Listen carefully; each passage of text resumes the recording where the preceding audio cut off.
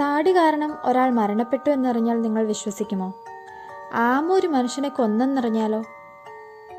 ചരിത്രത്തിലെ രസകരമായ 3 മരണങ്ങൾ.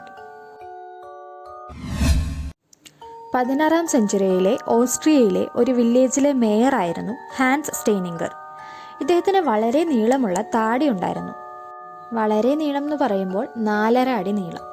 ഇതിൽ അദ്ദേഹം ഒരുപാട് അഭിമാനിച്ചിരുന്നു. ഈ താടി ഇദ്ദേഹം റോൾ ചെയ്ത് പോക്കറ്റിലായിരുന്നു സൂക്ഷിച്ചിരുന്നത്. ഒരു ദിവസം ആ വില്ലേജിൽ ഒരു തീപിടുത്തമുണ്ടായി. ഇതിൽ സ്റ്റെയ്നിംഗറും പെട്ടുപോയി. തീയിൽ നിന്ന് രക്ഷപ്പെടാൻ ഓടുന്നതിനിടയിൽ താടി പോക്കറ്റിൽ നിന്ന് വീഴുകയും ചെയ്തു. പിന്നീട് സ്റ്റെയ്നിംഗർ ഈ താടി തട്ടി വീഴുകയും കഴുത്തു മുറിയുകയും അതിനാൽ മരണപ്പെടുകയുമാണ് ചെയ്തത്.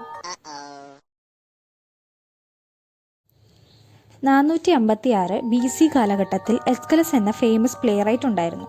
ഇദ്ദേഹത്തിന് മൊട്ട തലയായിരുന്നു ഉണ്ടായിരുന്നത്. ഒരു ദിവസം ഒരു ഈഗിൾ ആമയുമായി പറക്കുകയായിരുന്നു. പെട്ടെന്ന് എസ്കലസിന്റെ തല ഒരു കല്ലാണെന്ന് ഈ ഈഗിൾ തെറ്റിദ്ധരിക്കുകയുണ്ടായി. അങ്ങനെ ഈ ആമയെ ഈ ഈഗിൾ എസ്കലസിന്റെ തലയിലേക്ക് ഇടുകയും ആമ കാരണം എസ്കലസ് മരണപ്പെടുകയും ചെയ്തു.